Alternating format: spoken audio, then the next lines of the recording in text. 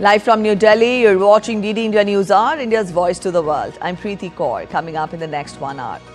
Prime Minister Narendra Modi to inaugurate the 16th Combined Commanders Conference in Kolkata to discuss national security, strategic reforms and the future of the armed forces. Prime Minister also to launch multiple key projects in Bihar.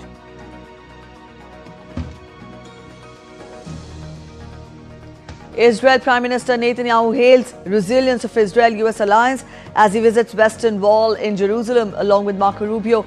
Arab states to hold emergency summit after Israel's strike on Hamas in Doha. In sports, India continued their dominant march in the Asia Cup with a commanding 7-wicket win over arch rivals Pakistan in Dubai. And India's public service broadcaster Doordarshan proudly celebrates its 60 years of its inception. The largest and most trusted broadcasting network serves viewers in 190 plus countries on various platforms.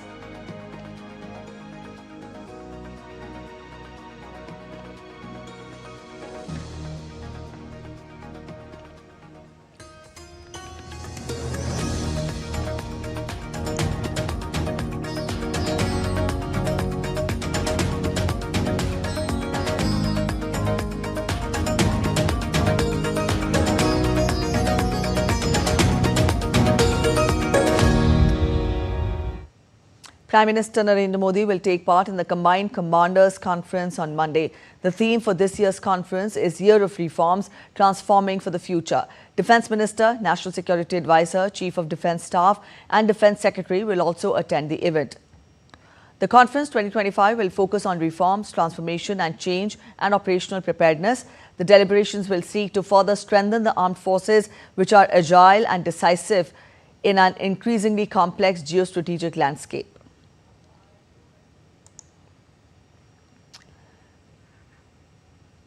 After the conference, Prime Minister Modi is scheduled to travel to Purnia, Bihar, where he will inaugurate the newly constructed terminal building of the airport. Further, he will also lay the foundation stone and inaugurate multiple development projects worth around 36,000 crore rupees at Purnia and address the gathering on the occasion. He will also launch the National Makhana Board in Bihar. Makhana and Bihar have a very strong link and thus the NMB, that is the board, will benefit several farmers associated with the sector. Mauritius Prime Minister Naveen Chandra Ramagulam, who is on an India visit, is undertaking a tour to many states. His next stopover will be Tirupati, a city in the Indian state of Andhra Pradesh. The visiting Prime Minister, along with his wife, will offer prayers at the Tirumala temple, after which Mauritius Prime Minister Ramagulam will depart from India. During a week-long visit, several MOUs were inked for cooperation in technology, development projects with India. Mauritius Prime Minister, along with Prime Minister Modi, announced that both the countries are not just partners, but a family. The visiting leader, along with his spouse, offered prayers at the Kashi Vishwanath temple for prosperity of their nation in public welfare. Later, Mauritius Prime Minister also visited the holy city of Ayodhya in Uttar Pradesh. With this visit, Mr. Ramagulam became the second head of the state after Prime Minister of Bhutan to offer prayers at the temple. The Mauritius Prime Minister spent about half an hour at the temple complex and also reviewed the construction work.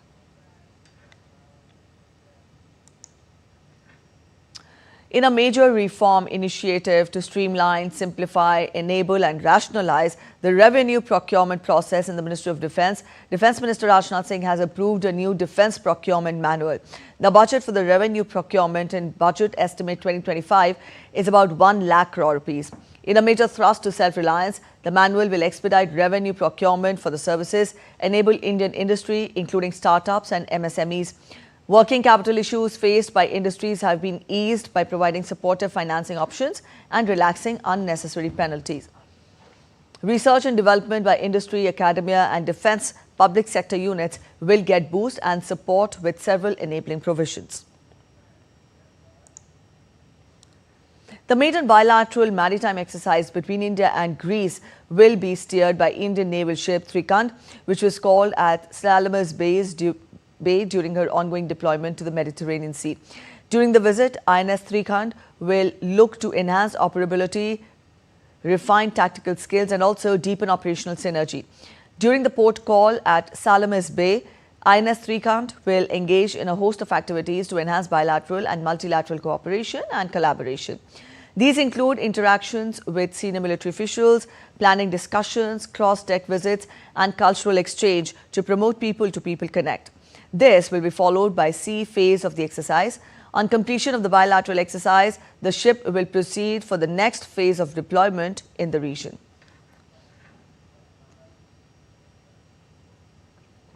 Three terrorist sympathizers were arrested along with a huge cache of arms and ammunition in Poonch district of Jammu and Kashmir. Jammu Inspector General of Police said dogged determination and relentless investigation led to the arrest.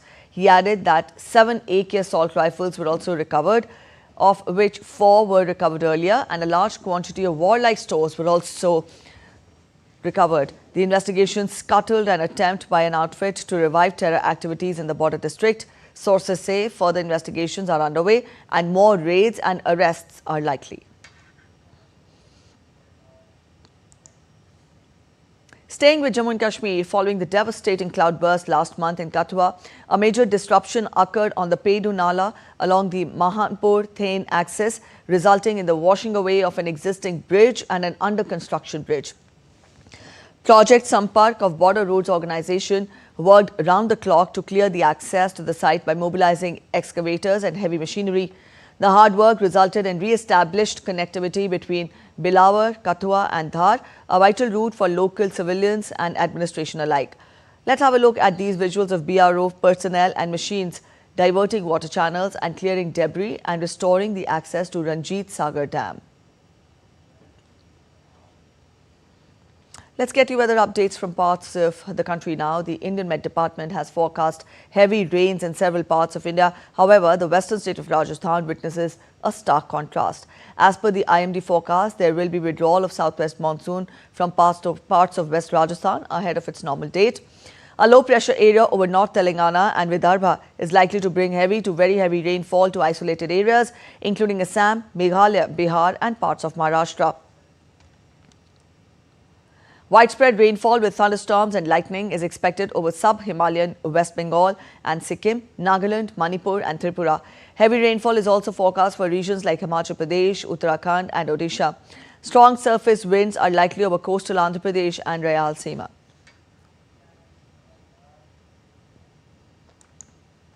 The pilgrimage to Mata Vaishno Devi Shrine remains suspended for the 21st consecutive day today because of inclement weather and safety concerns. Although the yatra was scheduled to resume on Sunday, that is yesterday, incessant rainfall at the Bhavan and along the track has led to further postponement until further notice. Despite the delay, devotees continue to express strong faith in visiting Mata Vaishno Devi Shrine and hope to resume the pilgrimage soon. Meanwhile, Mata Vaishno Devi Shrine Board is distributing prasad to devotees at the Banganga Gate. The pilgrimage was suspended on August 26th, hours before a major landslide hit the route leading to the shrine that resulted in the death of 34 pilgrims and injuries to 20 others.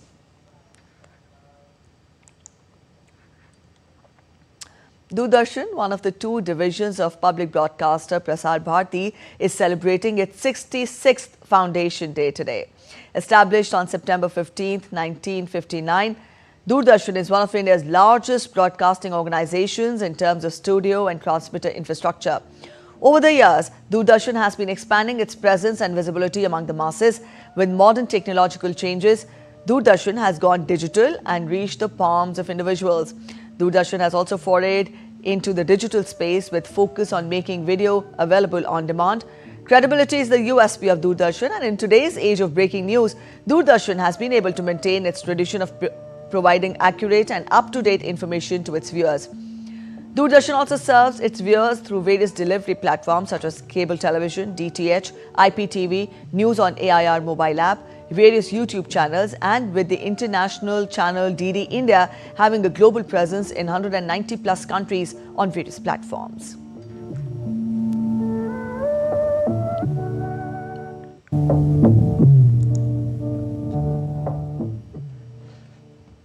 In South Africa, Indian government offices, schools and cultural institutions across the country hosted seminars, poetry recitals and competitions to highlight the importance of Hindi in uniting diverse communities. Leaders and educators called for strengthening the use of Hindi in administration, technology and education, while also valuing India's rich linguistic diversity. Nazneen Ismail reports this. Let's take a look.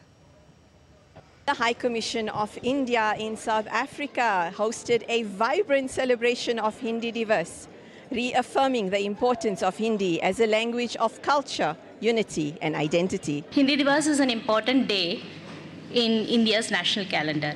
It is the day to commemorate the importance of use of Hindi in India's official language. It is also the day to promote Hindi through literature, drama, theatre and cinema, as a part of our effort to promote the cultural and linguistic diversity of our country's heritage. Hindi is spoken not only in India, but it is quite popular in many countries around the world and is one of the 9 working languages of the United Nations. The event brought together members of the Indian diaspora, local community representatives, academics and cultural enthusiasts. पायो जी मैंने राम रतन धन पायो ये हूँ मैं मीरा प्रेम और भक्ति का रूप मैं हूँ बिहारी लाल और मैं कहना चाहूँगा अपने दोहे में बड़ा हुआ तो क्या हुआ जैसे पेड़ खजूर पंटी को छाया नहीं फल लगे अति दूर हूँ कृष्णा सोपती मेरा दोहा आज भी याद है मेरा दोहा आज भी याद है जिंदगी के रंग और नारी के अस्तित्व को समझना ही मेरा उपन्यासों का सार है ये हूँ मैं सोपती मैं हूँ मिर्जा गालिब इश्क और शायरी दोनों में माहिर कहते हैं इश्क पर जोर नहीं है ये वो आतिश गालिब और आज मैं कहना चाहूँगा अपने लफ्जों में हजारों ख्वाहिशें ऐसी कि हर ख्वाहिश से दम निकले ये हूँ मैं गालिब जहाँ शायरी जिंदा है वह मैं हूँ. Ms. Banu Prakash, Deputy High Commissioner of India, felicitated educators in recognition of their tireless efforts to promote this beautiful language, as well as the winners and participants of the Hindi essay and poetry competition. The program featured Hindi poetry recitals, songs and speeches, alongside reflections on the role of Hindi in strengthening ties between India and South Africa. आप सभी लोग प्रतिवर्ष हिंदी दिवस के कार्यक्रम में सम्मिलित हों और हिंदी का प्रचार प्रसार में योगदान दें. सभी को हिंदी दिवस की शुभकामनाएं. जय हिंद, जय भारत, जय हिंदी, जय Hindustan. A very good participation from all age groups, from kids to adults and everyone, with so much enthusiasm, and we are happy to see that the cultural handover is happening to the next generation from the previous generation of diaspora. Thank you, Nazneen. From Pretoria to Patna, Hindi Diwas in South Africa lit a lamp of language glowing with pride, unity and timeless connection. For DD India, South Africa, I'm Nazneen. Up next, we take a look at other stories making it to the headlines from across India. India's Enforcement Directorate has intensified its action against illegal online betting platforms in connection with a money laundering case related to the iBet betting app. The ED has issued summons to Bollywood actress Urvashi Rautela and actress turned MP Mimi Chakrabarti.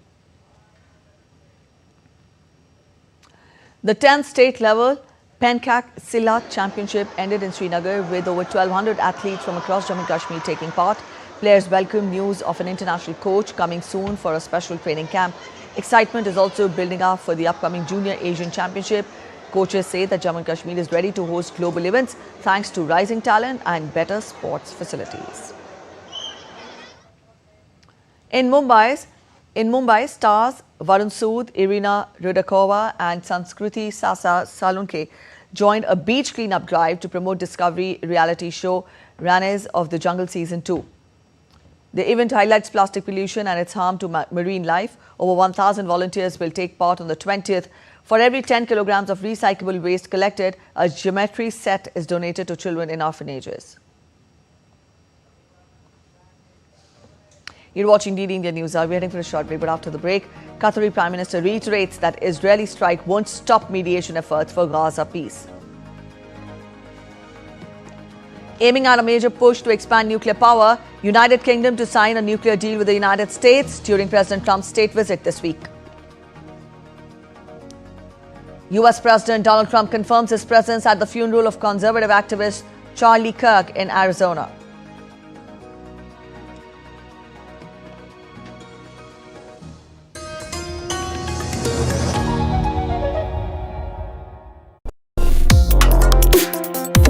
Complex issues, hidden agendas, twists and turns, strategic games.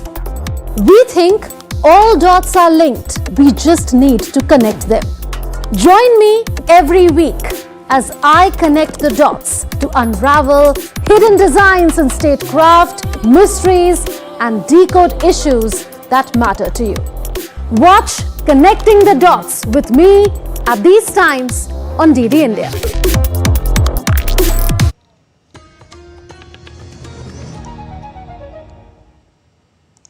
Welcome back after the break. You're watching DD India Newshour. Let's get to updates from West Asia now. Israeli Prime Minister Benjamin Netanyahu on Sunday insisted that ties with the United States remained strong despite Washington's unease over the strike in Qatar.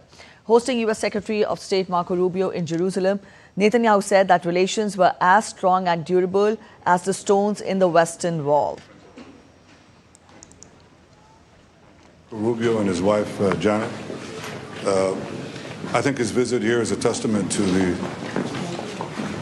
durability, the strength of the Israeli-American alliance. It's as strong and as durable as the stones of the Western Wall that we just touched under President Trump and Secretary Rubio and their entire team. This alliance has never been stronger, and we deeply appreciate it, not only on behalf of the people of Israel who live today, the generations of Jews who preceded us, and hope that we build our state anew with friends like you.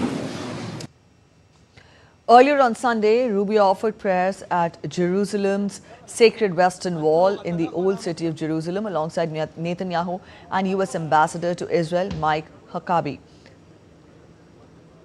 Rubio's main meetings with the officials, including Prime Minister Netanyahu, will take place on Monday before he departs to Britain to join U.S. President Trump.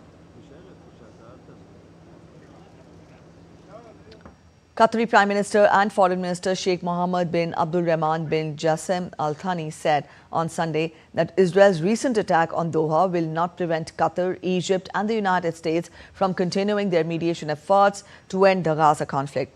The Qatari Prime Minister made remarks during the closed-door preparatory meeting with foreign ministers from Arab and Islamic countries held ahead of an emergency Arab-Islamic summit scheduled for Monday to address the Israeli attack. This Israeli aggression will not lead to anything but aborting de-escalating efforts and confirm the Israeli government's intention to reject peaceful paths to resolving the Palestinian issue and to continue defying international will and the UN Charter, as evidenced by repeated statements by Israeli officials regarding the annexation of Palestinian territories and the illusions of a greater Israel.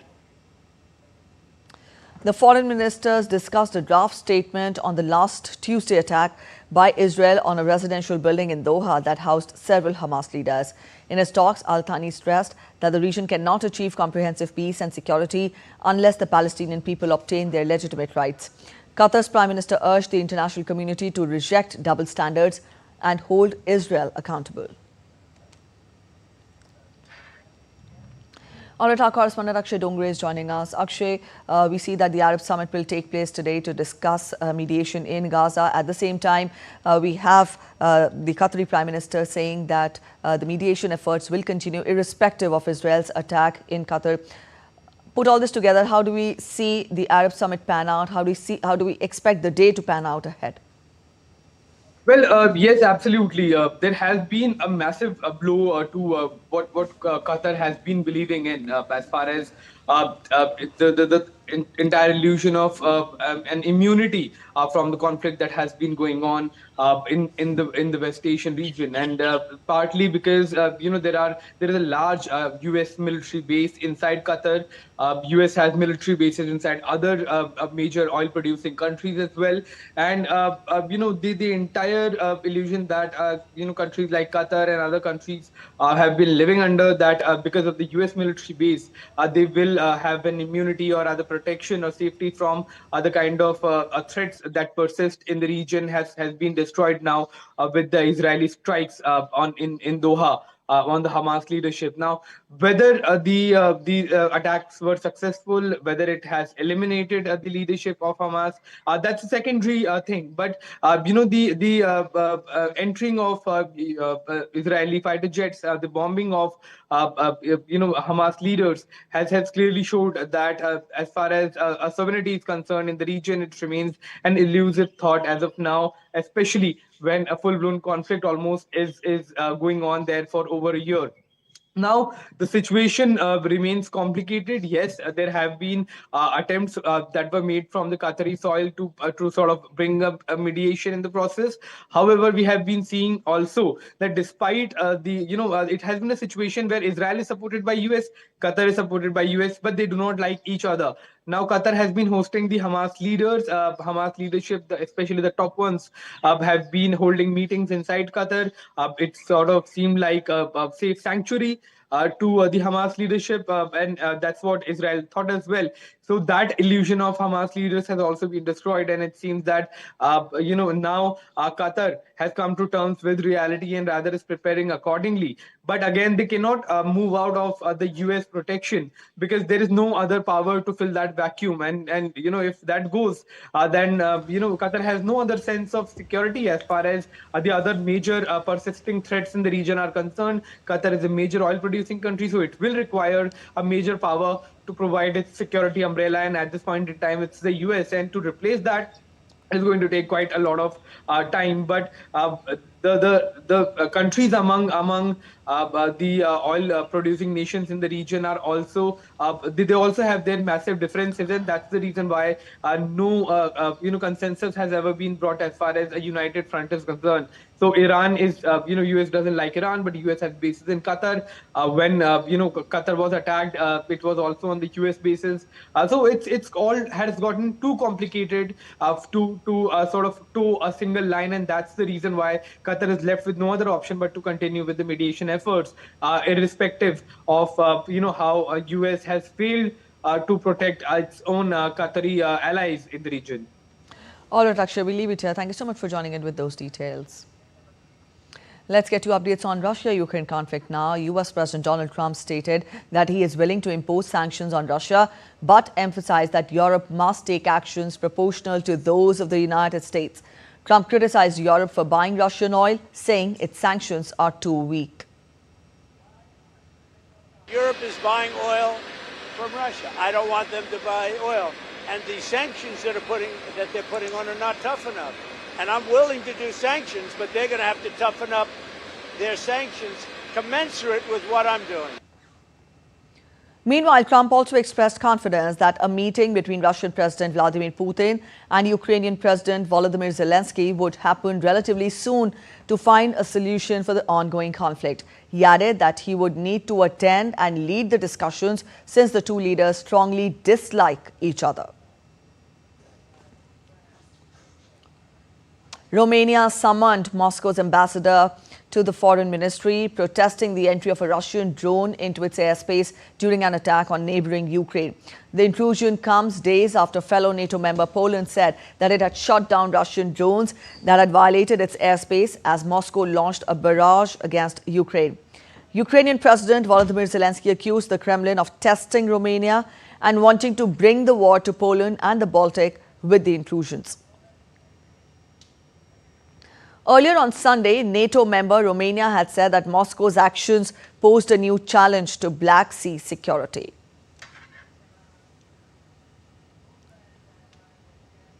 United Kingdom and the United States will will sign a deal to work together on boosting nuclear power during US President Donald Trump's state visit this week to help secure investment to fund new plants.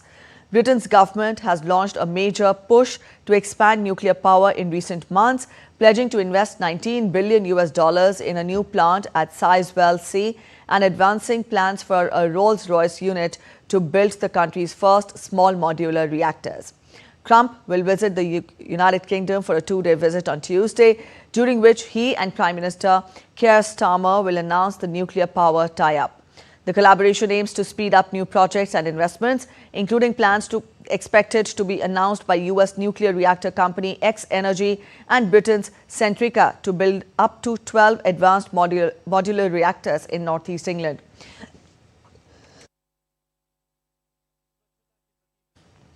US and UK will also align on $15 billion project to develop advanced data centers powered by SMRs in central England.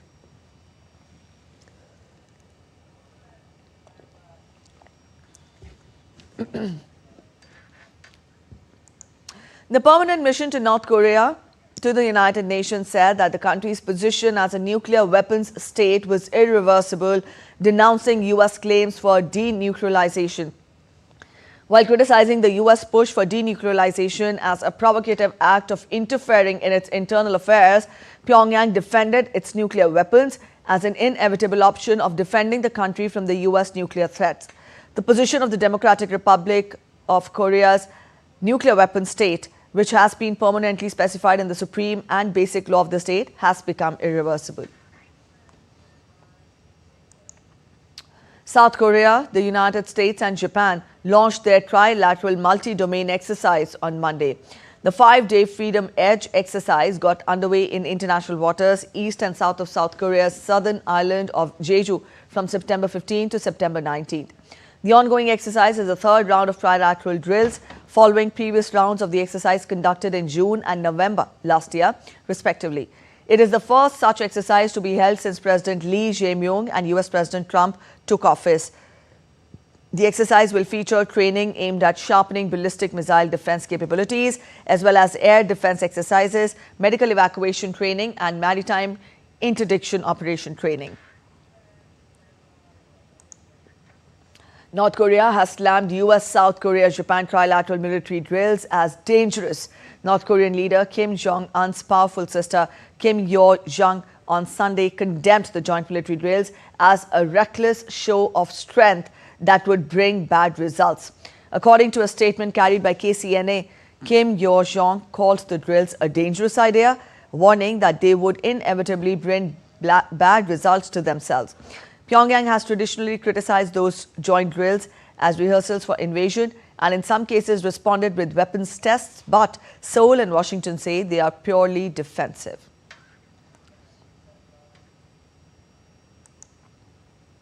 US President Donald Trump said that he would attend the funeral of conservative activist Charlie Kirk in Arizona. A memorial event for Kirk will be held on September 21st in Glendale, Arizona.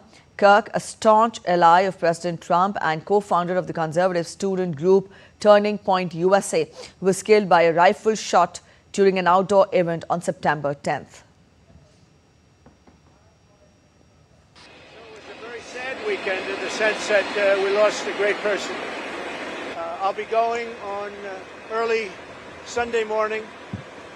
We're going to Arizona, taking some people with us on Air Force One. Maybe you people are going to be with us, I don't know, but we're going to be going Saturday early on Sunday morning. Lawmakers and senior administration officials gathered at the Kennedy Center in Washington for a prayer service and candlelight vigil honoring conservative commentator Charlie Kirk. During the vigil, White House Press Secretary Caroline praised Kirk's legacy, calling him a force in the marketplace of ideas. Director of National Intelligence Tulsi Gabbard linked the shooting to extremist violence, calling it the definition of terrorism. Charlie had such faith in...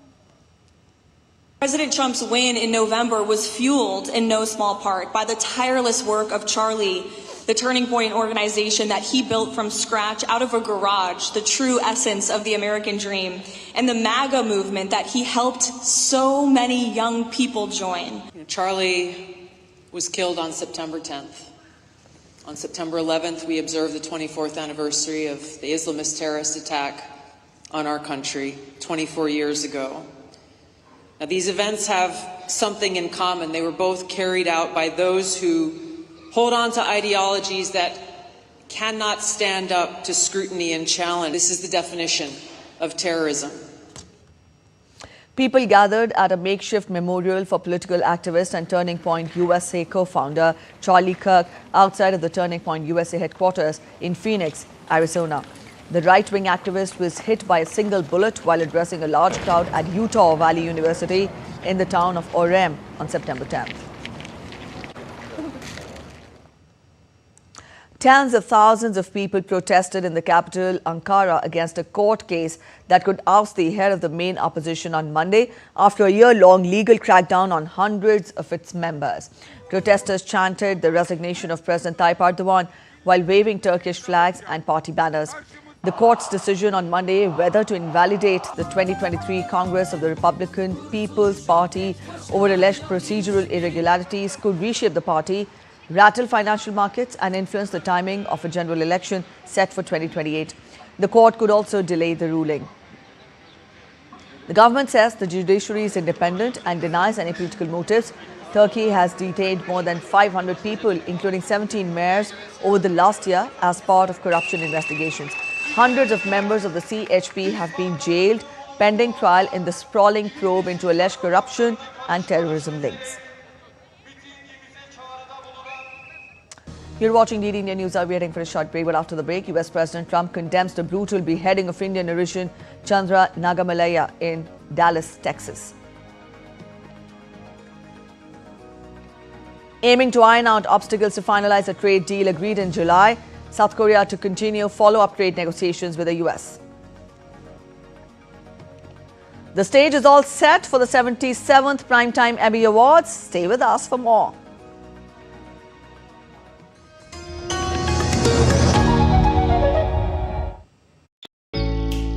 Jharkhand will mesmerize you with majestic nature, rich heritage and colorful culture. Hello. Johar. Johar. It fits perfectly. Thank you. Full workout ho gaya. Ready?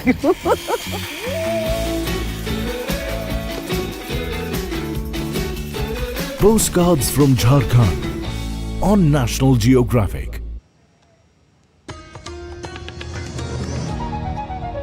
Welcome back after the break. You're watching DD India Newshour. In news just coming in, US President Donald Trump has condemned the brutal beheading of Indian origin Chandra Nagamalaya in Dallas, Texas.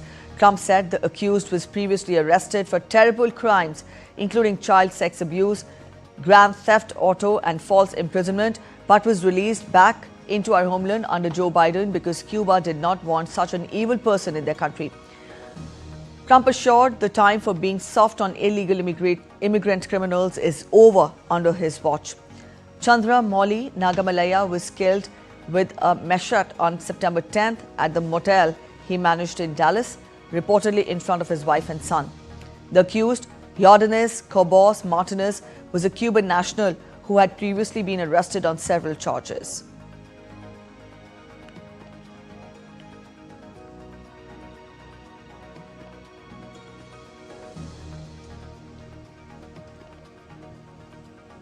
So here we have the latest coming in. US President Donald Trump condemns the brutal beheading of Indian original Chandra Nagamalaya in Texas.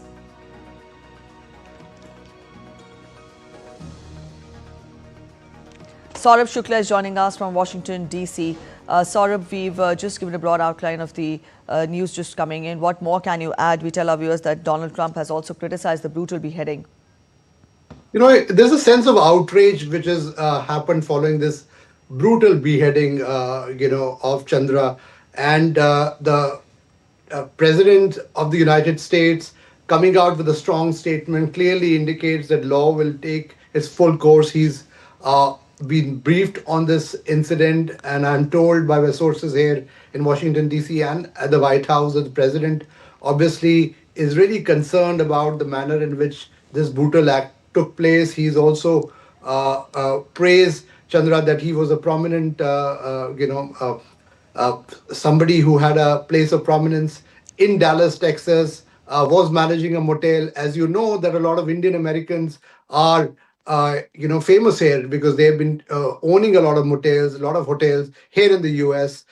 They not only make sure that they add to the US economy, they create a lot of jobs. And obviously, this incident has come out as a big shock to many because this has also raised questions about security for these motel owners and also hotel owners. On the other hand, President Trump's statement also underlines the fact that there is a need, which his administration is taking very seriously, to curb criminal, illegal immigrants, from whom there was a flurry of sorts under the previous regime of the former US President Joe Biden. So certainly, this incident has brought to the fore that there should be concerted action. And obviously, the President of the United States talking about this heinous crime impacting an Indian clearly underscores that how important is this. This crime is being taken very seriously at the highest level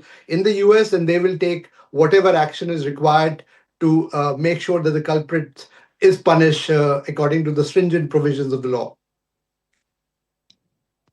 With those details. Thank you so much, Saurabh, for joining in with those details. We'll end the conversation here. So that was our correspondent, Saurabh, joining us from the US, telling us more about the current developments where US President Donald Trump has expressed his remorse and condemned the brutal beheading of Indian origin Chandra Nagamalaya in Dallas, Texas. We'll keep you updated. Meanwhile, let's turn focus to other updates. South Korea's top trade envoy, Yo Han-koo, is heading to the United States on Monday for follow-up tariff negotiations as the country struggled to overcome obstacles to finalize a trade deal agreed in July. Details of the broad trade agreement still need to be hammered out, especially around a $35 billion investment fund. Officials in Seoul have said trade talks are being delayed because the terms outlined in a similar deal which Japan struck with the US are unacceptable for South Korea due to foreign exchange market implications. The tariff negotiations are underway at a time when the countries are trying to repair strained ties after a recent US immigration raid that saw the arrest of hundreds of Korean workers at a Hyundai motor battery plant in the state of Georgia, one of South Korea's biggest US investment projects. As the tension between Venezuela and the United States further escalates, Venezuelan Defense Minister Vladimir Pedrino Lopez has said that US tripled the deployment of spy planes against Venezuela in August. The Venezuelan Defense Minister in a national broadcast alleged that the US had deployed multiple intelligence gathering aircraft near its territory to gather information in real time.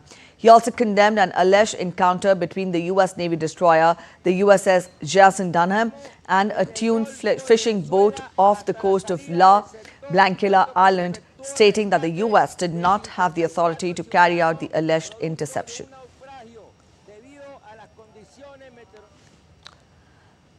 The Bangladesh Nationalist Party on Sunday issued a stern warning that missing the February deadline for national elections could lead to serious national and regional security consequences. BNP senior leader Salahuddin Ahmed said that elections must not be delayed by reforms or justice issues, warning that uncertainty could boost extremists and harm Bangladesh's stability and reputation. Bangladesh's chief advisor, Professor Mohammad Yunus, urged all parties to unite to ensure timely elections and protect democracy. Senior advocate Sabita Bhandari has been appointed as the new Attorney General. She is the first woman to be appointed as the Attorney General of the Himalayan nation. Issuing a press statement on Sunday, Pradeep Kumar Koirala, spokesperson of the Office of the President, informed that President Ramchandra Patel has appointed Bhandari to the post of the recommendation of Prime Minister Sushila Kirk in accordance with the Article 157(2) of the Constitution.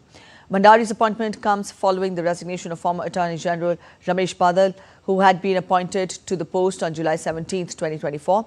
President Patel approved Badal's resignation on Sunday, which took effect on September 9th.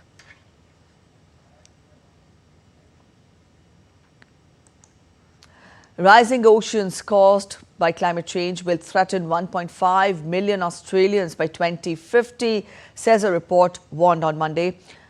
Australia's climate minister says the Australians are already living with the consequences of climate change today, but it's clear every degree of warming we prevent now will help future generations avoid the worst impact in years to come. The report adds to the mounting pressure on the Australian government to strengthen its climate policies, especially in coastal regions where infrastructure and housing are increasingly at risk from extreme weather events and rising seas. Chicago's Mexican community celebrated its Independence Day parade on Sunday, filling downtown streets with music, flags and traditional dresses, despite a Trump-ordered federal enforcement surge in the city. Mariachi bands performed atop floats as crowds waved Mexican flags and spectators lined the route to watch dancers in traditional attire. The festive scenes come as the Trump administration said that it had launched an immigration enforcement action in Chicago and other parts of Illinois called Operation Midway Blitz. Trump hinted at sending troops to Chicago, but so far it's mostly stepped up immigration enforcement. Trump's statements and the new enforcement push have sparked protests across Chicago and surrounding suburbs. The buzz is in the air as Hollywood stars walked the red carpet yesterday for the 77th Primetime Emmy Awards, set to take place tonight at the iconic Peacock Theatre in Los Angeles. The ceremony will be broadcast live on CBS at 8 p.m.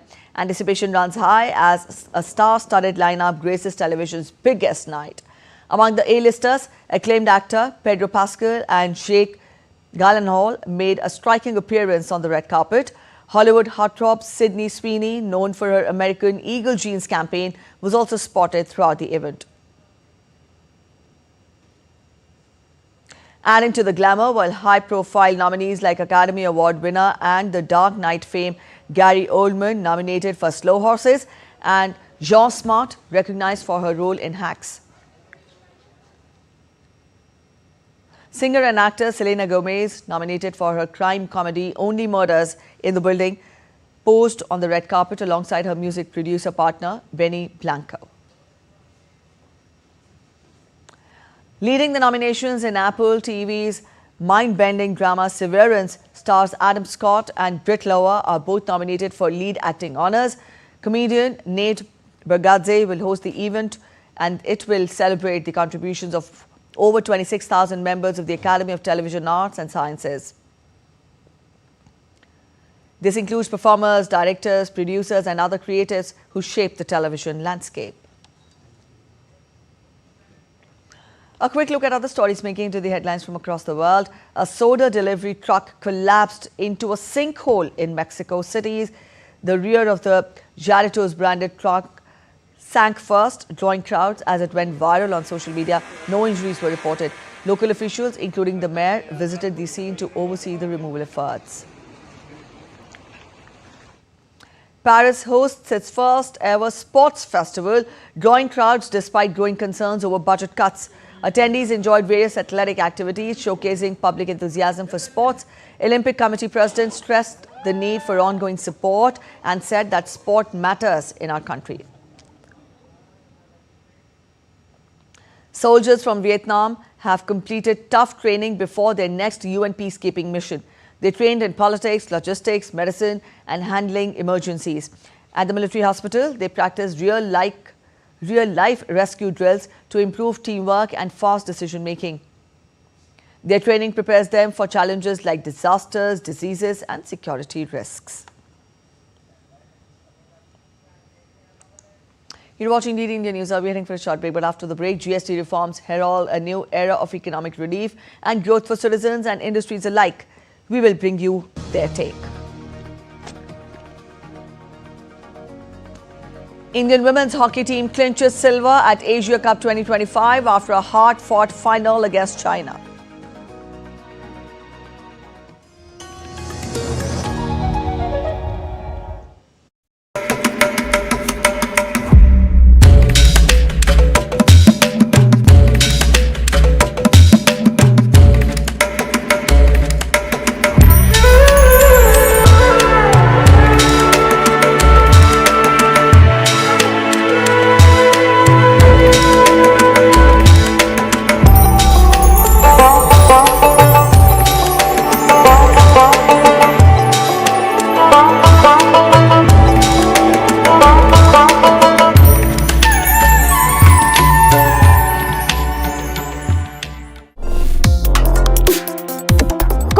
Complex issues, hidden agendas, twists and turns, strategic games. We think all dots are linked. We just need to connect them. Join me every week as I connect the dots to unravel hidden designs in statecraft, mysteries, and decode issues that matter to you. Watch Connecting the Dots with me at these times on DD India.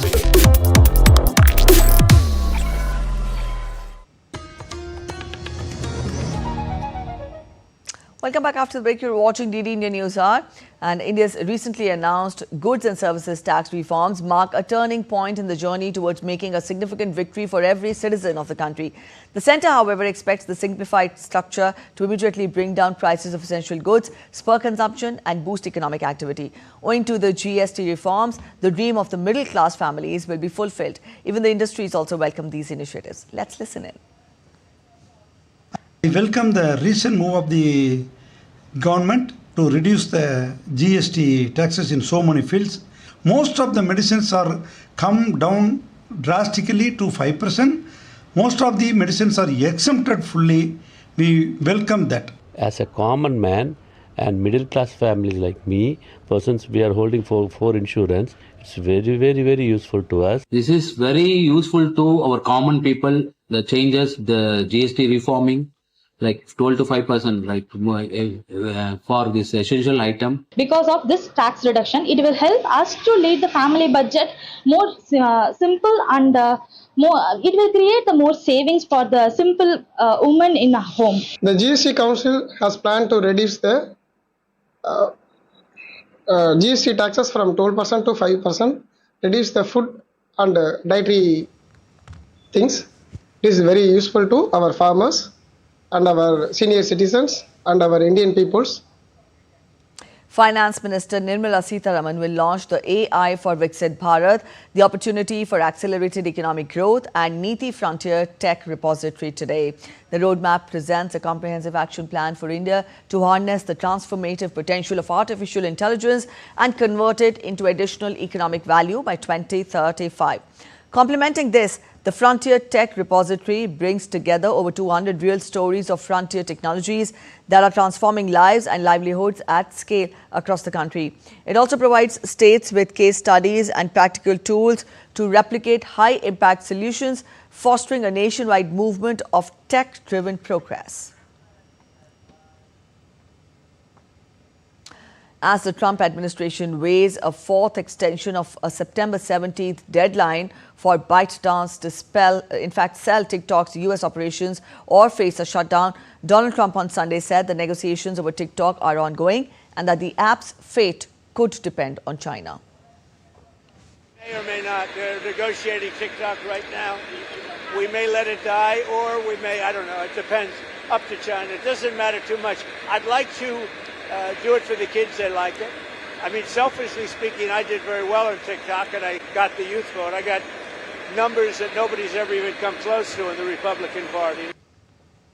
Trump also suggested that any deal remains constrained by Beijing's approval, particularly regarding TikTok's algorithm, and noted that broader US-China trade talks will touch on the issue. An extension would underscore reluctance to cut off an app used by about 170 million Americans, even as Congress has pushed for a sale on national security grounds.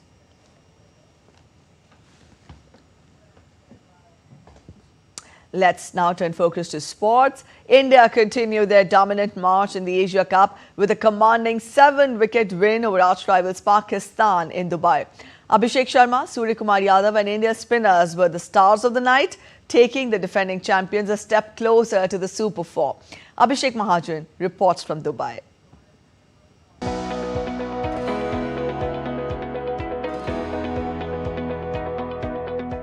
Pakistan's wait for a victory against India in men's cricket goes on. Their Asia Cup clash ended in a thumping win for India, who cruised home by 7 wickets. Chasing 128, Abhishek Sharma launched a blistering attack on Shaheen Afridi, smashing 31 off just 13 balls. Captain Suryakumar Yadav and Tilak Verma then ensured India crossed the line with 25 balls to spare. The skipper dedicated the win to the Indian Armed Forces. We actually stand with all the victims of Pahalgam terror attack, and we stand with their families, also express our solidarity. Also, as I said at PC, that we dedicate this win to our brave armed forces who took part in Operation Sindoor, and as they continue to inspire us all, we'll try our best whenever given an opportunity to inspire them as well, if possible.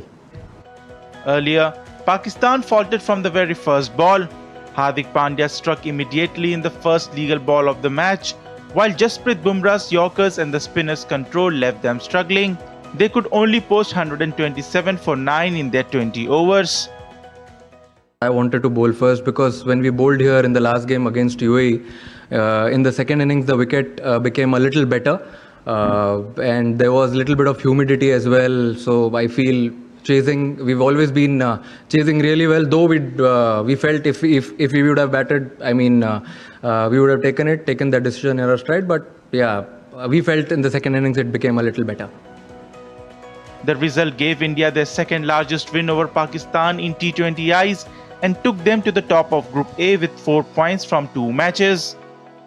So another one-sided affair, another convincing victory for India against Pakistan, and this win has virtually sealed India's place in the Super 4. With cameraman Kumar Datta, this is Abhishek Mahajan from Dubai International Stadium for DD India. Alright, Indian fans were ecstatic after the emphatic win. DD India's Abhishek Mahajan captured their reactions in Dubai. All right, so fantastic win by India against Pakistan, winning by 7 wickets. We have some fans with us. Fantastic victory by India. What do you want to say? Amazing. We don't have words to express ourselves. It is such an amazing victory, and in fact, it is one with proper cricketing shots. You know, this shows that how India has improved in terms of its technique, and the young players, hats off to them. I must say that they played the game of cricket to the fullest. We loved it. And it is our day. Jai Mata Di, India, great. Are you expecting that it would be a one-sided affair? Yeah, obviously, the way India is performing from last couple of decades, so it's quite natural that we are on the game, and the new teams, the new boys are playing fantastic. So rock on India, we'll see you on the final, and cup will be ours. And Abhishek Sharma, superb start by him. Amazing. I think that boy is so confident. I think, that was splendid to watch him going for those 6s and 4s, and that gave us a good start. So that gives us a good confidence as well. And going forward, then Tilak Verma and S Sky, of course, he was so calm and poised. That's the way you're supposed to play the game. Hit some 6s. This is T20. And then calm down, calm your nerves, and do very well. So amazing game of cricket, really. And hats off to the Pakistanis as well. Of course, they've also, some of the bowlers, and also Shaheen Afridi, particularly at that spot, he hit some couple of 6s that gives us the jitters a bit, but then obviously India was much better than them. Yeah. India winning the Asia Cup looks like because the way they have been performing.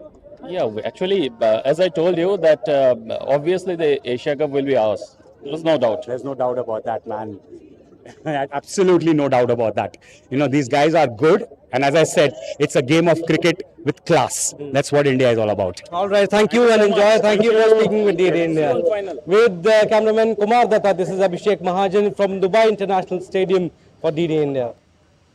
And from cricket, we turn focus to hockey now. Indian women's hockey team settled for a silver at the Women's Asia Cup 2025 in Hangzhou after a 1-4 defeat to the hosts China in the final. India struck early when Navneet Kaur converted a penalty corner in the first minute. China responded with relentless attacks, and despite some sharp saves from goalkeeper Bitu Devi, captain Ho Zikia equalized in the 21st minute. In the second half, Li Hong's solo strike gave China its lead before Zhou Mirong and Zhong Jiaqi sealed the win with quick goals in the final quarter. Despite the loss, India's spirited run earned them a commendable silver medal. Prime Minister Modi congratulated women's hockey team for winning a silver medal at the Asia Cup.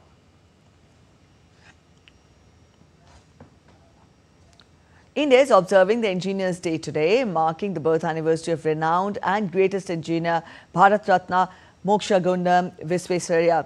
He is largely regarded as the creator of contemporary Indian engineering methods. He made groundbreaking contributions to the field of civil engineering, including the design and implementation of significant infrastructure projects, which influenced modern engineering practices and national development in India. Prime Minister Narendra Modi extended his greetings on Engineers Day, sharing on X. He wrote, and I quote him, "Today on Engineers Day, I pay homage to Sir M. Visvesvaraya, whose brilliance left an indelible mark on India's engineering landscape. I extend warm greetings to all engineers who, through their creativity and determination, continue to drive innovation and tackle tough challenges across sectors. Our engineers will continue playing a crucial role in the collective efforts to build a Viksit Bharat." At Berlin's Festival for Homemade Music, even books become instruments. Artists meet curious minds eager to challenge conversational ideas of what music can be. Artists create music using books by cutting hollow spaces into their pages and placing small vibration motors inside.